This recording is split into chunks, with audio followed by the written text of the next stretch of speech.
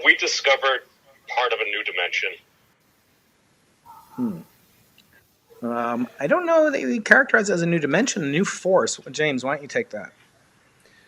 Potentially could be a new force, but I wouldn't go so far as to say that this particular measurement or this, again, let's make sure this is not a discovery. This is not even an observation. This is what we call evidence. So this is the cautious optimism. The message you should take away from this discovery is that LHCb has not discovered a new particle yet.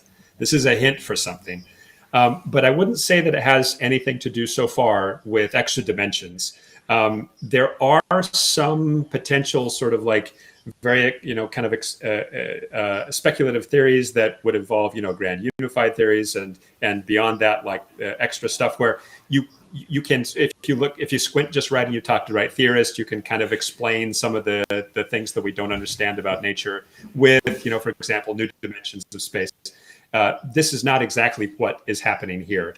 But again, any new discovery could point the direction to where any new discovery, like, for example, a discovery of a violation like this, could in principle point the way as to where we could then find a discovery that would relate to things like extra dimensions. So one of the big things about the Standard Model, it's one of the biggest mysteries, is that it has nothing to do with gravity. And we know that gravity exists. So we know for example it's incomplete, and one of the ways that, for example, gravity could be somehow go with the Standard Model is if, for example, there were other dimensions of space.